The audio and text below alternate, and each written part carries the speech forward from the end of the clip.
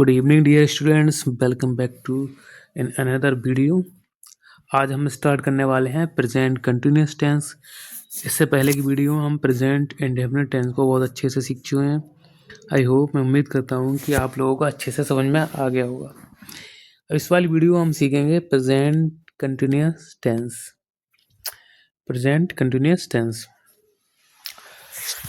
सबसे पहले हमें सीखना होगा कि प्रेजेंट कंटिन्यूस टेंस को पहचाने कैसे, आइडेंटिफाई कैसे करें। तो यहाँ एक बहुत ही सिंपल सा तरीका है। जिन वाक्यों के अंत में रहा है, रही है, रहे हैं या रहा हूँ इत्यादि शब्द आते हैं, प्रेजेंट कंटिन्यूस टेंस कहलाते हैं। तो प्रेजेंट कंटिन्यूस की पहचान क्या है? जिन वाक्यों के अंत में रहा है, रही है, रहे हैं इत्यादि शब्द आते हैं वो प्रेजेंट कंटिन्यूस टेंस कहलाते हैं। प्रेजेंट कंटिन्यूस टेंस में जो वर्क होता है, काम होता है, वो लगातार हो रहा होता है, यानी कि कर्ता जो है किसी भी काम को लगातार कर रहा होता है। अब इसको बनाने के नियम सीखते हैं। सबसे पहले हम सीखेंगे कि किसके साथ कौन सी हेल्पिंग वर्ब आएगी। एक वचनकर्ता के साथ, एक वचनकर्ता है ही, सी, इट या किसी भी एक व्यक्ति का नाम है तो उसके साथ इज आएगा, उसके साथ इज आएगा। यू, वी, दे या अन्य सभी बहुवचनकर्ताओं के साथ आर आएगा और आई के साथ एम आएगा, आई के साथ एम आएगा। तो हम फॉर्मूलों को देखते हैं। सबसे पहले हम अपने सब्जेक्ट को करेंगे। सब्जेक्ट के बाद यदि सब्जेक्ट हमारा एक वचन है तो इज आएगा, सब्जेक्ट आई है तो एम आएगा और सब्जेक्ट बहुवचन है तो आर आएगा। उसके बाद वर्ब की फर्स्ट फॉर्म आएगी और वर्ब की फर्स्ट फॉर्म में हम आईएनजी को जोड़ देंगे। उसके बाद ऑब्जेक्ट आएगा, ऑब्जेक्ट के बाद जो भी बचता है वो आएगा। इसलिए हम पहला उदाहरण हम देखते हैं अपना।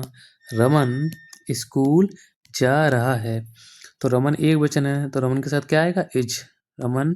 और गो में लग जाएगी आईएनजी, तो Raman is going to school. Same इसी तरह से हम दूसरा एग्जाम्पल देख रहे हैं। मैं खाना खा रहा हूँ, तो आई के साथ एम आता है तो I am eating the food. अब इसके हम नेगेटिव देखते हैं। नेगेटिव में कुछ नहीं होगा, इज एम आर के बाद नॉट लग जाएगा। सबसे पहले हमारा सब्जेक्ट आएगा, सब्जेक्ट के बाद अगर सब्जेक्ट हमारा एक वचन है तो इज, सब्जेक्ट आई है तो एम और सब्जेक्ट बहुवचन करता है तो आर। उसके बाद हमारा क्या लग जाएगा? नॉट। उसके बाद वर्ब की फर्स्ट फॉर्म में आईएनजी लग जाएगी। उसके बाद ऑब्जेक्ट, ऑब्जेक्ट के बाद जो भी बचा अदर वर्ड्स वो आ जाएंगे। ठीक है, एक एग्जाम्पल को देखते हैं हम। मैं स्कूल नहीं जा रहा हूँ, तो मैं की स्पेलिंग आई और आई के साथ क्या आता है? एम और नहीं गया नॉट, तो I am not going to school. Same इसी प्रकार से दूसरा उदाहरण देखते हैं। लड़के किताब नहीं पढ़ रहे हैं, तो लड़के द बॉयज, द बॉयज बहुवचन है तो उसके साथ क्या आएगा? Are not reading the book. Interrogative, interrogative में दो टाइप से हम उनको पढ़ते हैं। टाइप 1 में हम सीखते हैं क्या से शुरू होने वाले, जो क्या से शुरू होते हैं। तो क्या से शुरू होने में एक सिंपल सा फॉर्मूला है। अगर हमारा सब्जेक्ट एक वचन है तो इज आएगा और सब्जेक्ट आई है तो एम आएगा, सब्जेक्ट बहुवचन है तो आर आएगा। उसके बाद सब्जेक्ट यदि नेगेटिव है तो सब्जेक्ट के बाद नॉट आएगा। उसके बाद वर्ब की फर्स्ट फॉर्म और वर्ब की फर्स्ट फॉर्म में आईएनजी लग जाएगी, ऑब्जेक्ट, उसके बाद जो भी बचा वो। हम एक एग्जाम्पल को देखते हैं। क्या लड़के किताब पढ़ रहे हैं? तो लड़की क्या है? लड़के बहुवचन है तो आगे क्या आ जाएगा? Are, are the boys. क्या लड़के किताब नहीं पढ़ रहे हैं? सॉरी, तो are the boys not reading the book. ठीक है, इंटरगेटिव टाइप 2। दूसरे टाइप में हम सीखते हैं जब, क्या, क्यों, कब, कैसे वाक्यों के बीच में आए। उसके लिए क्या करते हैं हम? सबसे पहले इंटरोगेटिव वर्ड।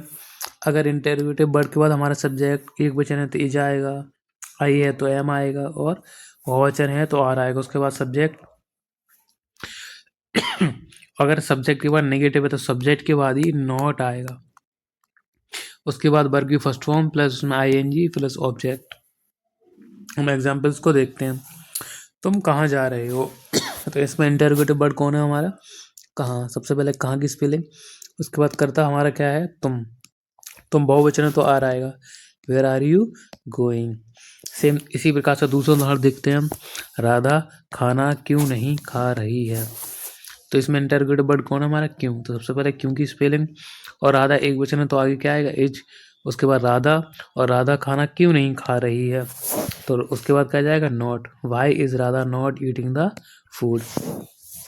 सेम इसी प्रकार से हम समझ लेते हैं कोई फॉर्मूला, यानी कि जो हमने पढ़ा है उस तक, जो पढ़ा है अब तक उसका रिवीजन।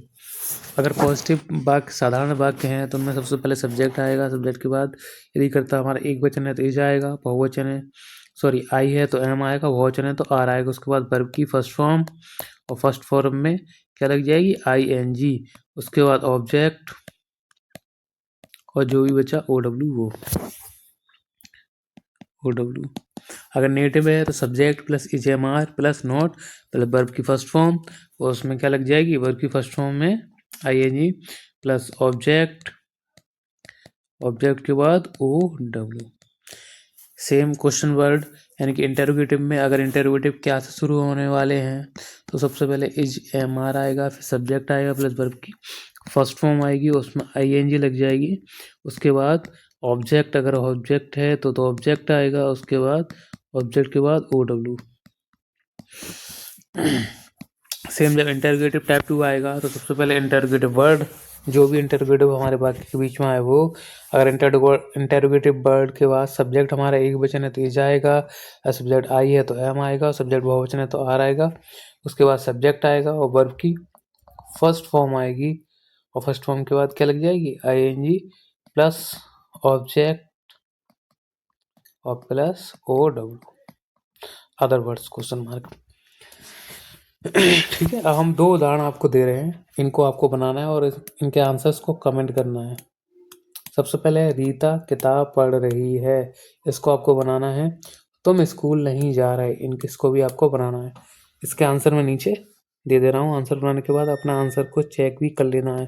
तो Rita is reading the book, और तुम स्कूल नहीं जा रहे तो you are not going to school.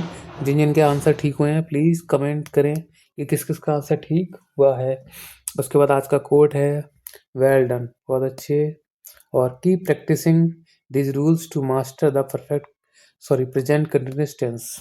Okay, thank you so much.